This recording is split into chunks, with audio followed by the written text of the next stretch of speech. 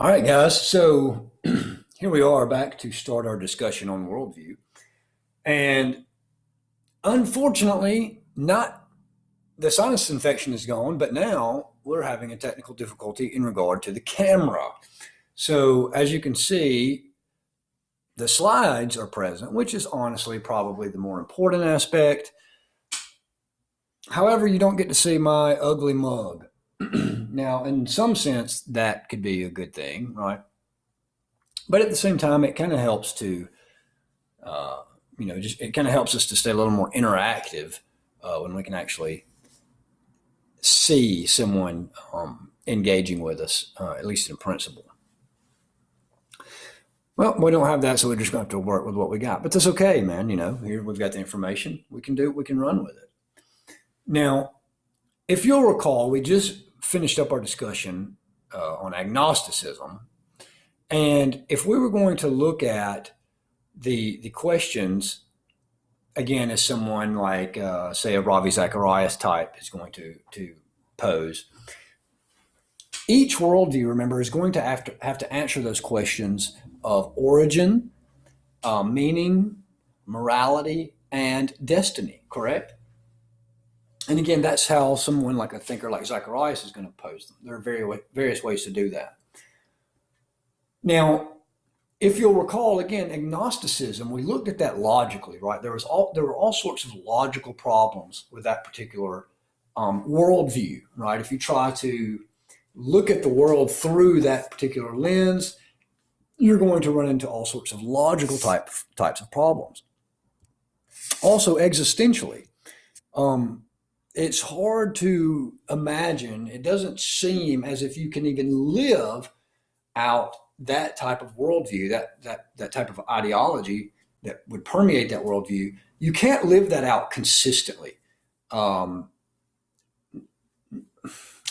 It's almost like saying that even consistency is too soft a claim. It's almost as if you want to say you can't even live that out at all in some sense. Because again, you'd have to know that you don't know, right? Any question that you would have to try to get to. Now, and of course, we're talking about the hard version of both intellectual and theological versions of agnosticism there. Now, when you look at agnosticism, again, all this is just recap for the first couple minutes here, but when you look at how agnosticism would have to answer those fundamental questions, again, the questions just stated earlier, origin, meaning, morality, destiny. Agnosticism, in the in the strongest sense possible, doesn't have answers, literally, to those questions, right? So it's not as if the answers are difficult to figure out and all these sorts of things if we're talking about the strong forms of both of that. But it's literally when someone were to say, well, where did we come from? Where do we come from? How did we get here? How did we get here as a species, right? The agnostic just has to shrug his shoulders, right? Well, then you move on to the next question. Well, meaning, what is the purpose of being here? What is the purpose of us as a species, right? What is the purpose of man? What is my purpose? Again, the agnostic shrugs the shoulders, Morality. Is there a proper way to live? How ought I live in regard to my own life? Do I have any moral obligations to myself? And do I have any moral obligations to other people? How am I supposed to live ethically, morally? The agnostic shrugs the shoulders, right? Again, this is just nonsense. And then and then of course, now I'm using the word nonsense in the everyday vernacular, right? Like craziness, crazy in that sense. And then the last question, of course, would be destiny. Where are we going, right? Where are we going as a species? What is the end goal, so to speak? Where do I go individually? What am I to do? Is there a trajectory that I should be on so that I arrive at a certain end result in some sense? Agnostic? I don't know. Again, there's just it's just so unsatisfying. And of course, remember, we're not trying to say that a particular worldview, because it's unsatisfying, that by default makes it untrue. Of course, that's not the case. That doesn't follow logically. But we think that it's untrue because of, or at least very implausible because of the logical difficulties and just failures, the logical failure of so many of its positions. They're just untenable. Again, you can go back and look at or listen to some of those points, self-defeating nature, those types of things. And two, again, just existentially, when we look at the existential impact of something like that, agnosticism, there's just nothing there, right? There's just nothing there that's existentially satisfying. Now, on to atheism.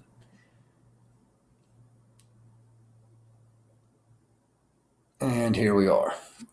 Now, it seems that before we can even begin with this whole discussion on atheism as a worldview, one of the most important things that we can do is try to define our terms, right? Now, what I want you to realize, and I hope you're not just, I hope you're actually looking at the slides here that we present.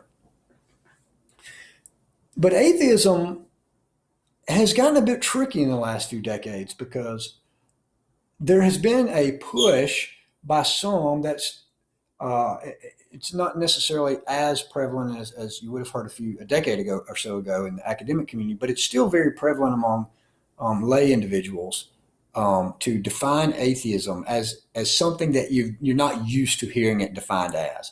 So first, let's look at something like what you are used to hearing in regards to atheism, and that would be something like the classic definition of atheism, as opposed to the revised or the new definition of atheism. Now, what is atheism, right? Well, if we're talking about the classical definition, and by the way, let me go ahead and say, I think this is the definition that we should stick with for reasons I'm going to go into in just a few moments. But the classical definition is that atheism is just either the statement, the commitment to the belief that there is no God, right?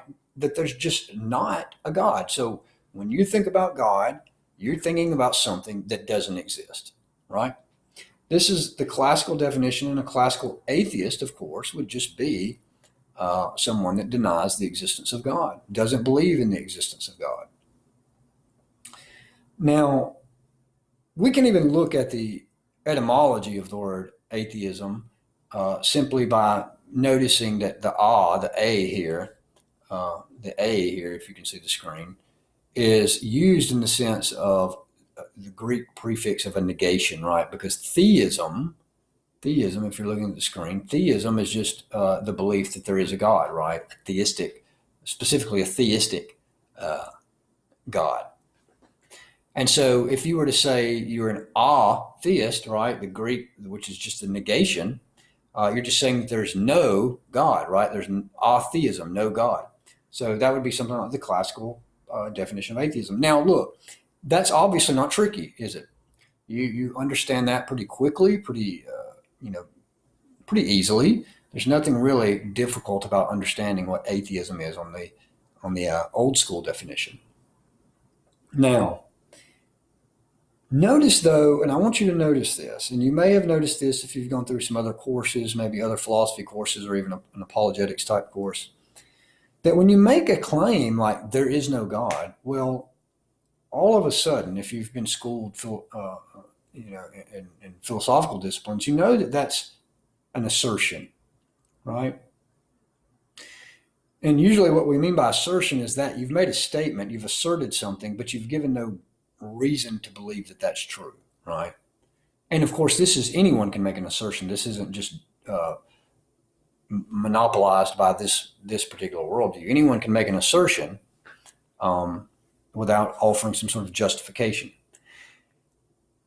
But philosophers of religion that were atheists, notably Antony Flew, realized that when you make the claim that there is no God, that you also, if you make the claim, then you bear the burden of proof as to why, or to showing why you actually think that, right? Meaning that why you think that there is no God. Hey, look, you just stated there is no God. Do you have any reason to think that? Now, this is when, or this is the juncture where natural theology and atheism butt heads, right? This is where the rubber meets the road, because the theist that wants to say that there is a God realizes, the philosopher of religion that's a theist, realizes that they have to offer up arguments for that position. And so if the atheist is going to say that there is no God, not just that there's probably not a God or any of those sorts of things, but if the atheist wants to say that there is no God, well, then he has to offer up some sort of arguments. Now, an ingenious move, um, 50 to 60 years ago, somewhere within, give or take a decade or so, Antony Flew, if my recollection is accurate here, is the one responsible for giving this revised, I would even say revisionist type of view of what atheism is. Now, this new definition is not saying that there is no God. This new definition is saying that they just have, or that atheism, is a lack of belief in God, right? Now, at first glance, this may seem or come across as not really that much different than saying that there's no God. I mean, obviously, the old school definition, an atheist that says there's no God, well, he would obviously lack a belief in God, right? But notice there's a very subtle shift here, because the claim is not just that the atheist who says that there is no God doesn't have a belief in God, but the claim is that atheism, this new definition, just says that atheism is a lack of belief in God. Now, there are multiple, even though this was an ingenious move in one sense. Oh, and let me say why this was ingenious, if you haven't already figured out. Because if you say that you just have a lack of belief in something, you're not making the claim that the thing in question doesn't exist, are you?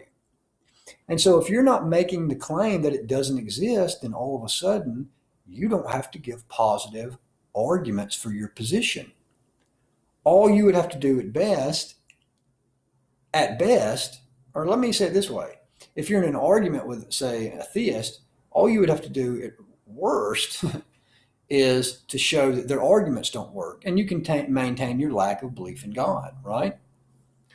But if you were to go further, like the old school definition says, there is not a God, now you have to actually give arguments, right? Now you actually have to provide arguments as to why there's not one. But if you just take this step back and say, oh, atheism just is a lack of belief in God, then all of a sudden, so you see the ingenuity here, right? You see the genius nature of this little shift was, now all you have to do is say atheism is just a lack of belief in God. It's not a positive claim so that I have to give arguments. It's just a lack of belief in God. For instance, I don't have to give positive arguments as to why there is no Santa Claus. I just don't have a belief in Santa Claus or whatever. Now, one of the first difficulties you may realize, you may want to point out, you may be here already, is you might want to say, but wait a minute, why don't you have a lack of belief, or why do you have a lack of belief in God? Well, as soon as they attempt to answer that question, then they're really giving you reasons why there probably just can't be a God, right? So it doesn't really just seem to have the payout that it would want to have, even though it's a really ingenious move. But aside from that, I want you to see one of the big difficulties of this revisionist type definition is simply that, look at it. A lack of belief in God says nothing about the state of affairs in regard to God, right? It says nothing in regard to the actual state of affairs as they pertain to God's existence. So think about this. If atheism is just a lack of belief in God, could there be a God and atheism be true under this new definition? Again, using the new definition, could there be a God and atheism be true at the same time? Well, yes. If you're looking at this new, or if you're trying to use this new revised definition of atheism, well, then it could be true that there's a lack of belief in God, right? That you have a lack of belief in God, and yet there be a God.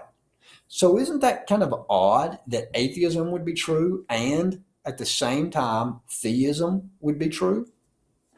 Or another way to say it, isn't it odd to say that God would exist and atheism is true? That's really odd, to put it nicely. That's one of the first problems. So the first problem would be, again, it doesn't have anything to do with whether or not God exists. It's just a statement of your own psychological makeup, right? That's just telling individuals what. It's just speaking to the subjective nature of your own psychology. It's not telling or making any claim about the way things actually are, and that's where we're trying to get to. How are actual things? What is reality like? Is excuse me? Is God something that exists? Right? I'm not concerned about whether or not. I'm not concerned about your own psychological state. We're concerned with the question of whether or not there is or isn't a God. Right? So that's the first problem. It's just a statement about your own psychology. Now, the next may be something like this. And I didn't point this out. I saw this pointed out by a adherent of this particular view. He held to this view, and he started to think through it and pointed out this problem himself. And that's this. Atheism is, if it's true, or let me say it this way, if atheism is a lack of belief in God, is the statement a lack of belief in God? Just that statement. If atheism is a lack of belief in God, is that statement true or false? A lack of belief in God? Neither. Right? That statement, until it's predicated of something, say Dan has a lack of belief in God, or Bill has a lack of belief in God, or so-and-so, right? Until that statement is even predicated of something, it can't even be true or false. Well, what's wrong with that? Well, what's wrong with that is, if atheism is a lack of belief in God, well, then atheism can't even be true or false. It doesn't even have the privilege of being true, and it doesn't even have the privilege, at least in this sense, of being false. That's a very odd consequence of trying to revise this particular definition of God, or atheism, excuse me. Let me use an example to maybe help bring some clarification to this. What if I were to say, is the statement a lack of spaghetti true or false? Just take the statement, lack of spaghetti. Is that true or is it false? Well, you're probably scratching your head, right? Well, it's not either one of those until you say the claim about somebody or restaurant or something. Exactly. That's exactly the point. Lack of spaghetti is not even true or false, the statement in and of itself, until it's predicated as something. Now, there have been others that have pointed out something like, well, if atheism is a lack of belief in God, well, then this desk I'm looking at is an atheist, right? Because it lacks a belief in God.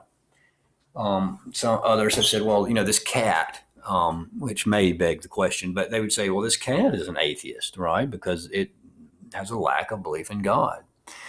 Again, I don't know what in the world cats believe, right? I'm not a cat psychologist. I don't even know if that's even, you know what? There probably are people that, would consider themselves to be cat psychologists. I'll just leave that to you to, to investigate on your own. But we see that there are a couple different and pretty substantial problems with this redefinition of what atheism is, which is why I'm going to argue, and I think that others should hold as well, that we should keep the classic definition. The new definition is unhelpful, and it doesn't even speak to the truth of the matter, right? It doesn't even address the actual issue. So for our purposes here, we're not going to, when we talk about atheism as a worldview, we're not going to necessarily look at it we're not going to use the revised definition, right? And if you do find yourself in conversation, ask some questions here, right? Try to point out some problems with this definition, why it's not substantial, and let's hold to the classic definition. Now, I want you to understand too, we're going to the next slide here, is that there are various forms of ideologies within atheism. So it's not monolithic, right? It's not as if all atheists agree on what atheism is. One, we kind of saw that just in this revised definition. But even under the classic definition, we're going to see that different groups abound. This is sort of like different religions, right? It's hard to say that all religions are exactly the same. Well, if you know anything about religion at all, then they're just not, right? You've got multiple religions that hold to slightly different things. So not even slightly different, but even fundamentally different things. Now, this may make it difficult to try to evaluate atheism as a worldview because it really helps to know what type of atheist that you're in conversation with, that you may be in dialogue with.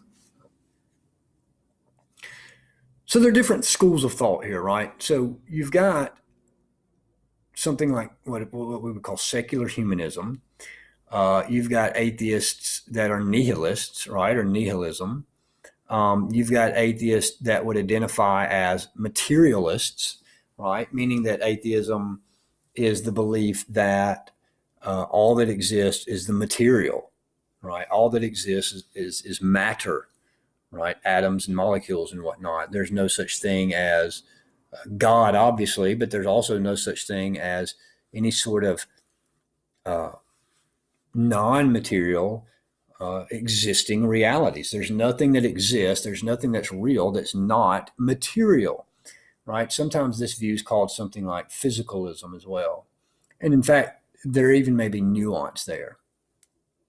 But for our sake, for our purposes here, a materialist or a physicalist or even sometimes, even though you've got to make sure there's different nuance, sometimes a naturalist, right?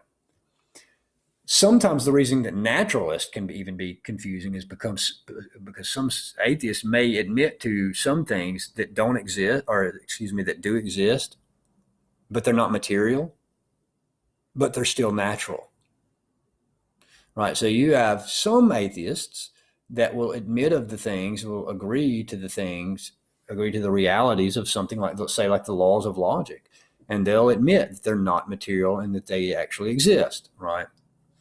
So they may be that might be an atheist, and it may be a naturalistic atheist, or an atheist that holds to naturalism, but they still think that the laws of logic, though they're not material, exist, and they're can be explained or understood in completely naturalistic terms.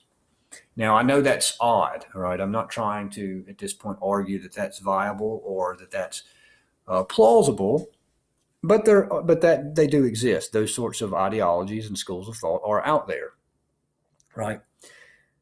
Now, having said that, and this is where you're going to have to look much more deeply into our text here and into our textbooks that we have in the course right here to go into more depth and more detail.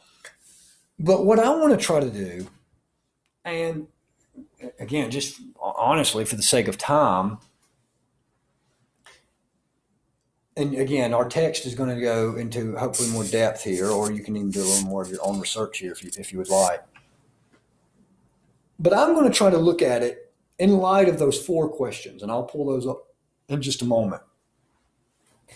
But what I'm going to try to do is to show that really, I'm not convinced that there's any sort of consistent type of atheism except this nihilism that we've mentioned.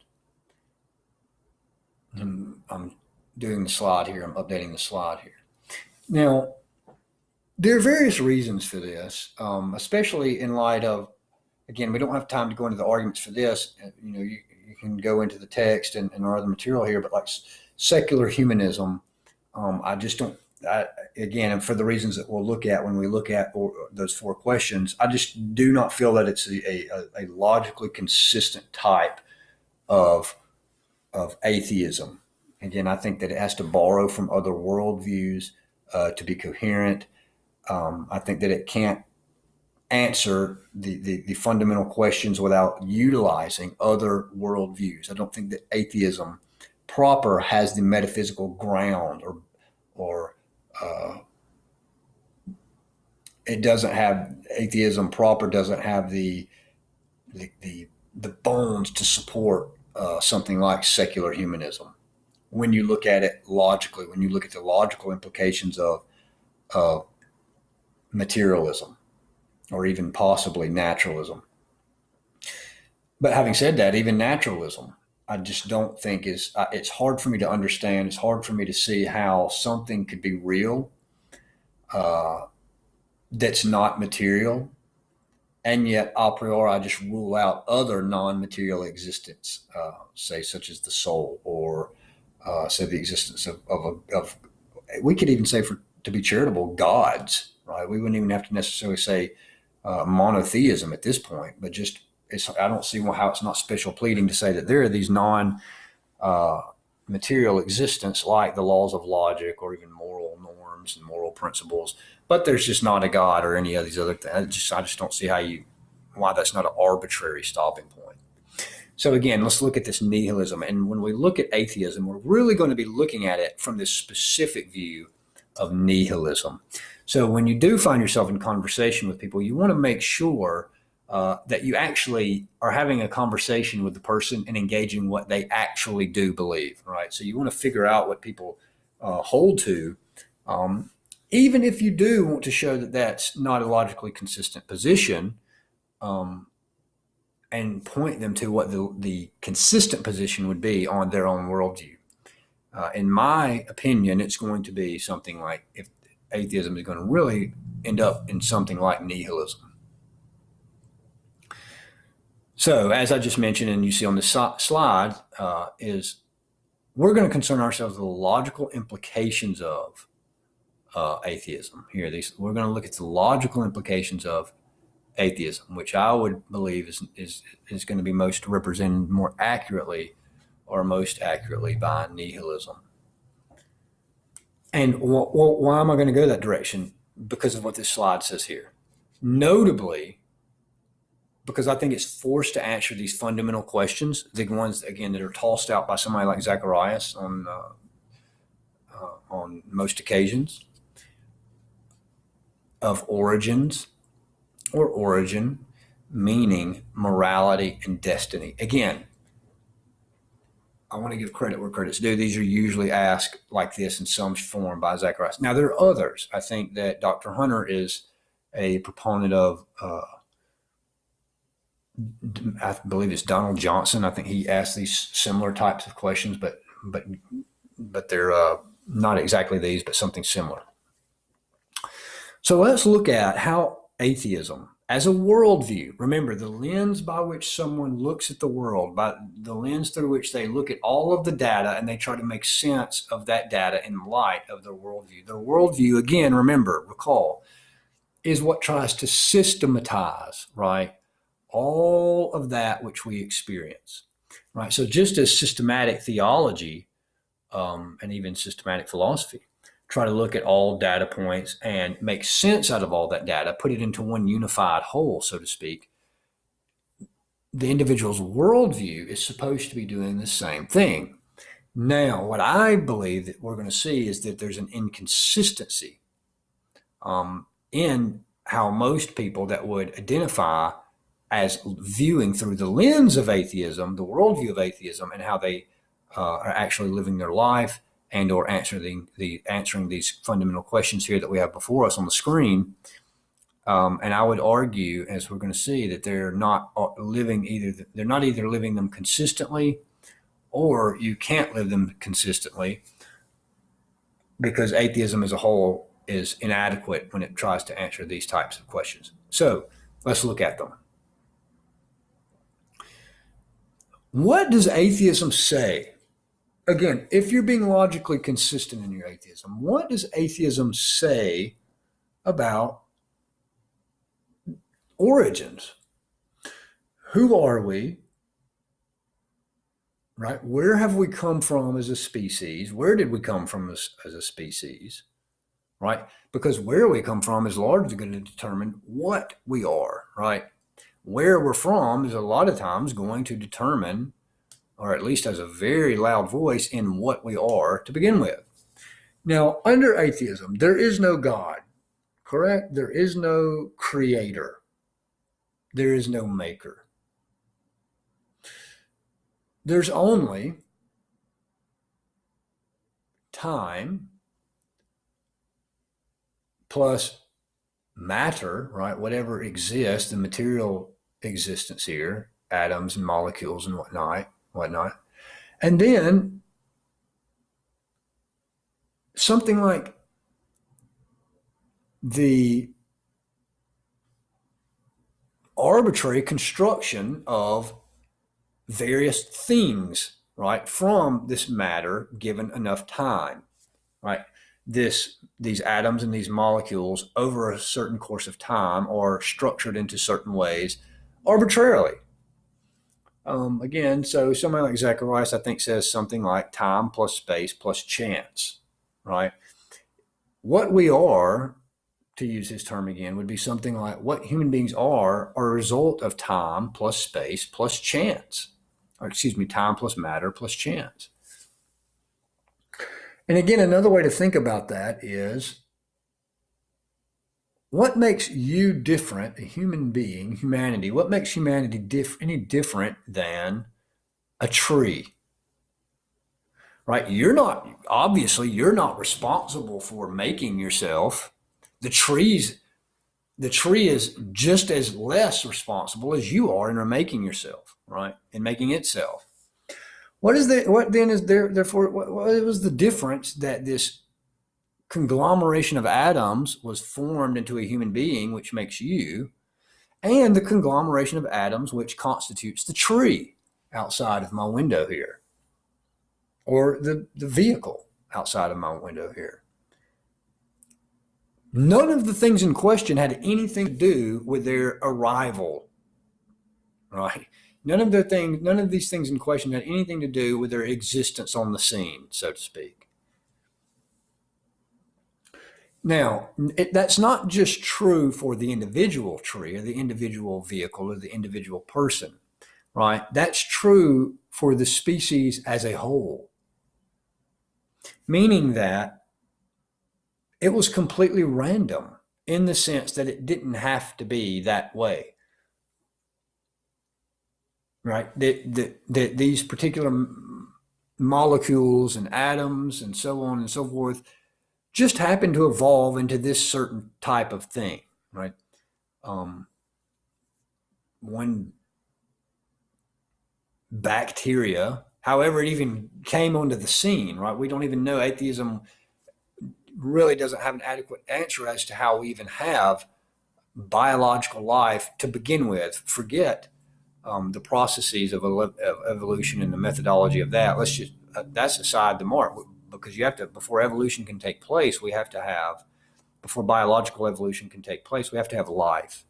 And so just the origin of life itself seems to be arbitrary or random or completely by chance, right? There was no person to have the creation of the human species in mind, so to speak, when the human species came about. They just did, right? They're just the result of, again, let's say, use the terminology of Zacharias. They're just the result. Human species is just the result of time plus matter plus chance. Now, some might want to say, well, that's a pretty bleak way of looking at it. But notice, this is just the logical implication of the belief that all that exists are matter and molecules and atoms and material things, right? That's just the logical implication of it. Whether or not it's bleak doesn't make it true, and it also doesn't make it false. It would just be the implication of the belief that there is no such thing as a God directing processes, directing uh, um, or designing or purposing things. It would just be the logical implication of that, right? Now, what then would that mean for the species, right? What would that mean for anything that actually exists? But let's go ahead and think about that just in regard to the species itself, what it would mean to be a human being. How does atheism answer the question of meaning, right? It answers the question of origins in the sense that things just happened. They just happened to happen this way, and there's no rhyme, no reason to it. There's no purpose clearly behind it. There's no designer. There is no creator that had anything like humanity in mind. They just happen to be in the same way that when the leaves fall on your grass during the fall time, during autumn, they just happen to fall in a certain position. Certain position. They're not. There's no reason why they fell in any other in that form as opposed to any other form. It just happens to be what it is. Now, some of you, again, based on your prior courses based on prior courses that you've taken, you already see where this is going in regard to meaning. If the human species is just an accidental byproduct of the universe that came about by no one's purposing of them, well, then it really is difficult to ascribe or prescribe any objective or real ultimate meaning to why you even exist, right? Why do you get up in the morning? Is there some particular purpose that humans are supposed to be doing? Now, one of the typical objections to this point would be something like, I can create my own meaning, right? So you may say, well, overall, humanity, there's no ultimate meaning for humanity. There's no ultimate purpose for humanity. Now, one that statement itself may be self-defeating. If we were to analyze that further, that in and of itself could be self-stultifying and a self-defeating statement. To say that there is no ultimate meaning, well, that would that mean that ultimately speaking, right? So that may very well itself be self-defeating. We could argue that further if we want. We could press that if we want, but we're not going to for the moment. Let's just continue to look at this. If you try to create your own meaning, okay, so you get up and you decide to raise your children, right? You decide to instill in them a sense of morality and a sense of duty to their society or their culture or to their country or to at least their family, maybe. But does it logically entail, though, does it logically follow that everyone ought to do such a thing? Well, no, not if you determine your own meaning, because there just is no ultimate meaning. You just make up your own meaning. Well, then now you're in the odd position of having to say that the neighbor who wakes up in the morning and he ascribes to himself his own meaning, and his meaning is to wipe out your family. Well, now we just have contradictory notions of what it means, no pun intended. Now we just have contradictory notions of what it means to give yourself meaning when one can contradict the other. So let's say that you decide to ascribe a certain set of values or a certain purpose to your life. It's arbitrary. You could just as easily take the opposite of the contrary position of the purpose that you've set for your life and go that way. Well, why? Well, because there's no standard to judge between the two. There's no ultimate standard of meaning to judge between your subjective, private notion of meaning for your life and someone else's subjective purpose that they want to ascribe to themselves. Again, This just seems to be the logical implication. Now, someone may say again that, well, this just because this isn't savory doesn't mean that it's not true. But it doesn't. It also doesn't mean that it's false either. It doesn't. Nothing follows from it other than what we're looking at right now, and that is the logical implications of something like atheism, right? Specifically, this form of nihilism. I think that if you're following this track of argument, that you're seeing that just the logical implications of if atheism is true, if the worldview is true, then these are just the logical implications of it, which do result in something like nihilism, that there's no meaning, purpose, value, any of these sorts of things. Again, it's important to make note that we're not saying that every atheist holds to this. What I'm arguing is simply that most are just simply not living consistently with their worldview, right? This worldview of atheism. They're not living out or following to the logical conclusions of what atheism actually gives you. Now, it seems then safe to say that there just is no ultimate meaning. There is no meaning unless you want to completely redefine meaning. You try to have your cake and eat it too, and just redefine meaning as just what you give to yourself. But the problems, at least one problem being, a major problem being, that people can ascribe meaning to their life that is in complete contradiction to your meaning and values or whatever, and even to the point of wiping your family out or your culture out or your society out, and that's just as quote unquote valid as whatever your meaning would be. A humorous example of that might be somebody that gets up and they want to ascribe meaning to their life to make it purposeful, and they take, they're a photographer. Let's say they go into photography and they take pictures of beautiful children as a promise and a hope for tomorrow, the continuation of man and continuation of innocence in some sense, captured by these pictures of children, right? Innocent children. And then you have the other guy who wakes up in the morning and because there is no meaning or purpose at all, he decides to create for his own meaning and purpose, photographing every morning his bowel movements at 6 a.m. And he has these posted all over his home. Now, of course, we see that as silly and absurd and even offensive, possibly.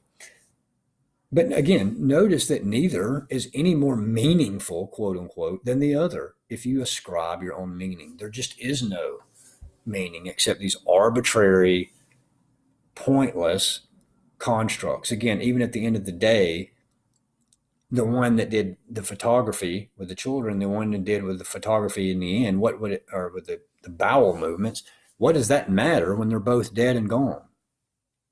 There was no meaning to either one of them, right? One may as well have photographed the bowel movements, and the other may as well photograph the children, because neither had any more purpose to it than the opposite behavior did. Now, this meaning and morality are going to be heavily tied together here, especially if you're a natural law theorist.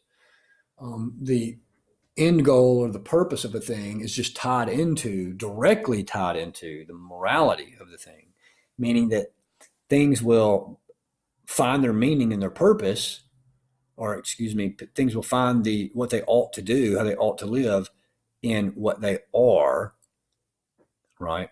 In what they are, the nature or essence of that. And again, if you've already had the ethics course, you may be introduced to that. If not, don't worry, you'll get to that eventually, most likely. But again, let's look at atheism. The logical implication is if mankind, if human beings, men, women, children, whatnot, if they are just a conglomeration of atoms, molecules configured in a certain way, well, then why ought they to behave a certain way? What happens to morality? Why should you obey a mutated gene, as Turek likes to say?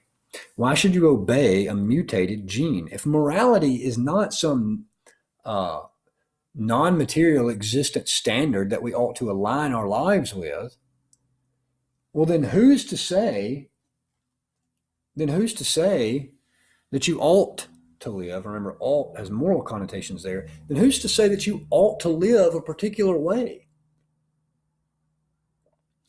Again, you're going to some of these problems are going to become clear in light of other courses that you either have taken or will take. How do you define morality, and how do you get to a morality that is prescriptive, that is normative for all people to adhere to live by under atheism? Now, an atheist might say, well, wait, we can construct ethical theories, right? Such as utilitarianism, right? That which produces the greatest good for the greatest number of people, that's how we ought to behave. That can be our morality in some sense.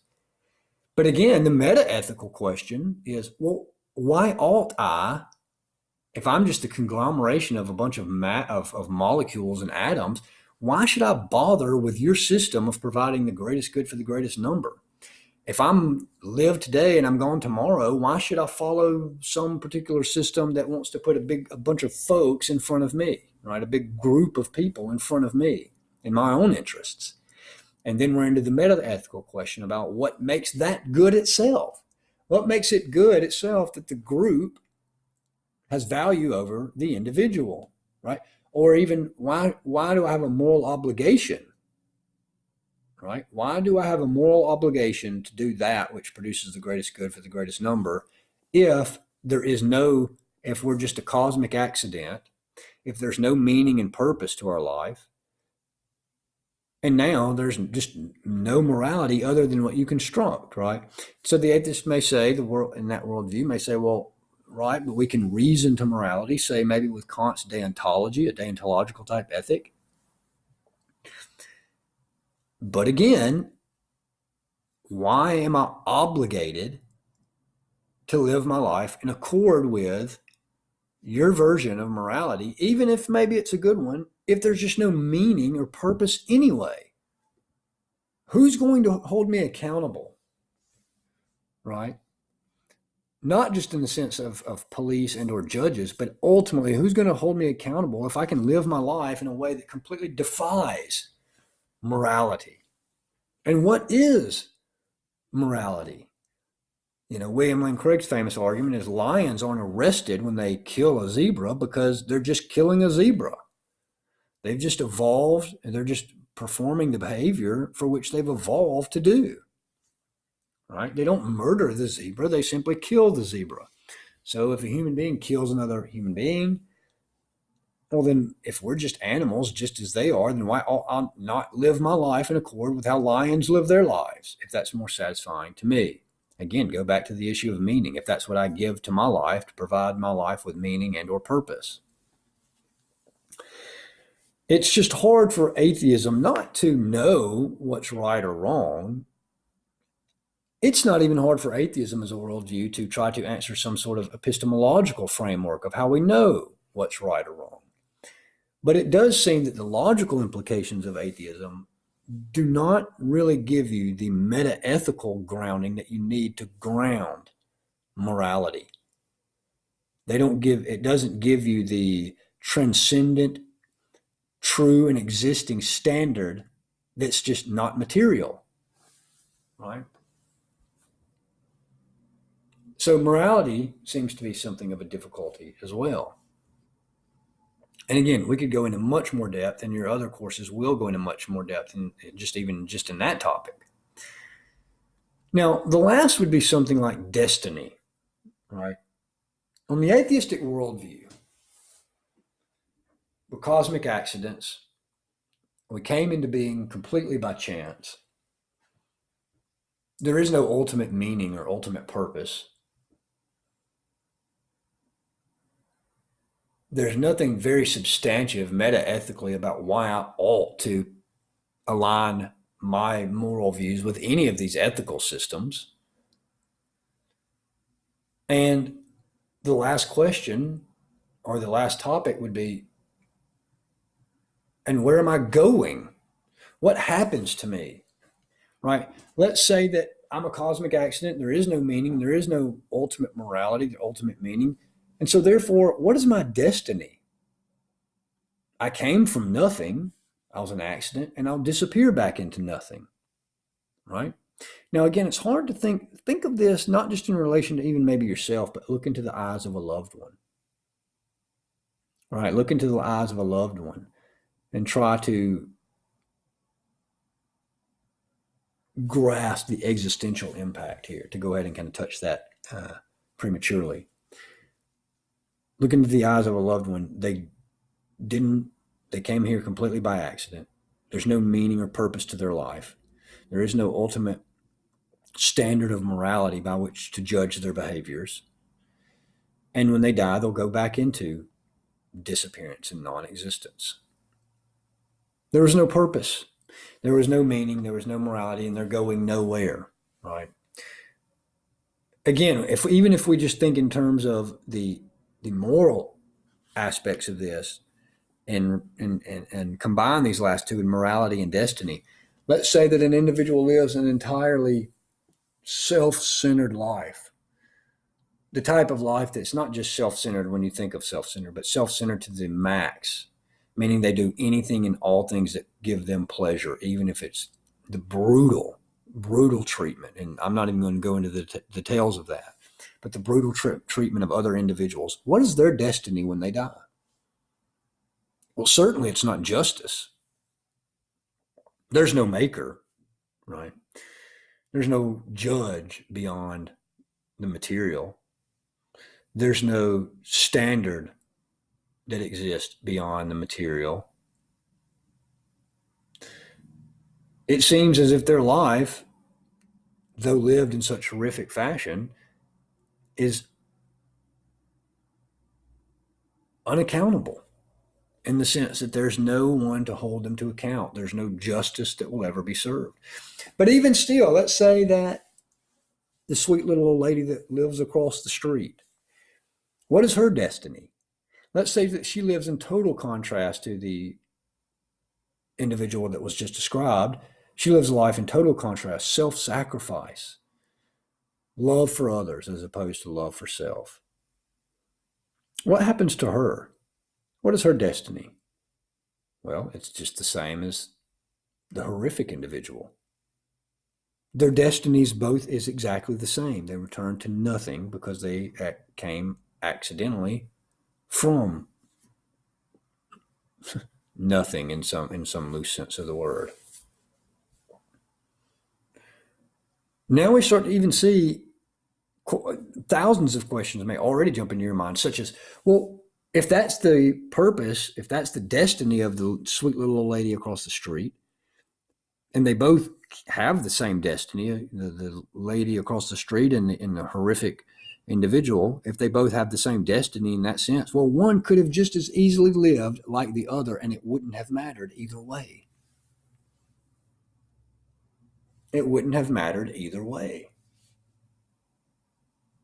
Now, there could be those that hold to the atheistic framework and they say, I don't believe any of this. I don't think that any of these things are true. I do think that people have meaning. I do think that there is morality. I think that people have purpose. I think that there's, I don't necessarily know how to answer the origins or the destiny type questions, but I reject this. Well, the argument would simply be, well, it's not that you reject the outcome. The argument would be that you're not living consistently. You're not living with the implications, the logical implications of this particular framework, this atheism as a worldview. You can't live consistently. And that brings us to, if we're looking at the slides here, that brings us to this existential import, right? Meaning, if my worldview forces me to answer these questions in such a nihilistic fashion, if I'm going to be logically consistent, well, then how can I live in such a way? How can I live in such a way? Well, as you may have guessed, we've tried to point out that most can't live in such a way. The existential import, the existential aspect of this question is that you cannot existentially live in such a way. Now, this gave rise to the existentialist philosophers of the mid 20th century, Jean-Paul Sartre, Albert Camus. Now, even these individuals disagreed, that want to try to examine these existential, these life impacting, subjective notions of what this would mean for people, and even they disagreed. Right? Camus thought that the only serious question was whether or not you should commit suicide, because there's no there's no meaning, there's no purpose, and there's no morality, there's nothing. We came from nothing. All of these things are true, and so that's the only serious question.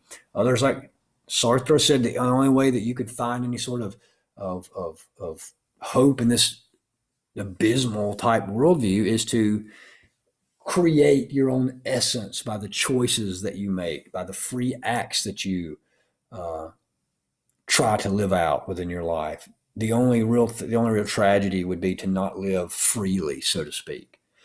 But the question there would even be like, well, why does that matter? Again, if there is no ultimate destiny, if there's no ultimate purpose, if there is really no meaning other than that which you create for itself, then what does it matter if I try to do this sort of thing that you've prescribed for me? In fact, couldn't it be argued that that was just his own meaning that he had tried to construct in the face of this just bleak worldview?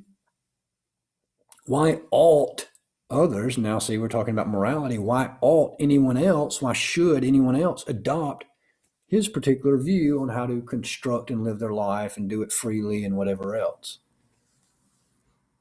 Now, it's been pointed out too that he was very inconsistent in his moral views. He admitted that there was really no objective or absolute morality or transcendent standard of behavior or judgment, yet would take moral positions all the time. Now, of course, you can do that again, but you can't do it consistently. You can't live out logically, consistently with that particular type of worldview. Now, if it's true that atheism would lead to answering these questions in such a fashion, then we could make further arguments. So let's just look at one, for example, meaning here. Meaning. If it's true that atheism would lead to the view, or like nihilism just embraces, that there is no meaning. Now, we may try to argue and press that that is logically self-defeating, right? Because, of course, that statement, there is no meaning, there is no ultimate meaning, would be self-defeating, which means it couldn't possibly be true. Now, I'll leave it to you to go through your assignments and your paper and or even your text to investigate that further. But I think that that's a very plausible scenario that we could employ, or even that one could employ as they dialogue with those that hold to this type of framework, this type of atheistic worldview. Now, I think that there are other ways in which you could press this whole aspect of the logical incoherence, right, in regards to atheism.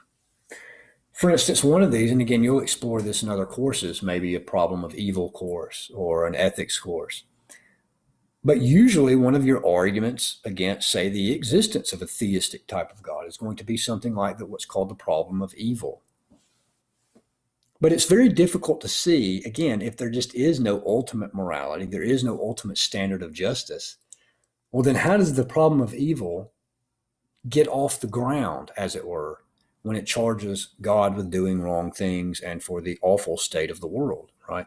So if we even look at somebody like C.S. Lewis, remember he said that his argument against, say, even the existence of God was that the universe was so uncruel, it was so unjust when he looked around. But then, of course, he made the observation, what was I comparing this universe with when I said that it was unjust or cruel? Because there was just no such thing as the way it ought to be, right? Purpose.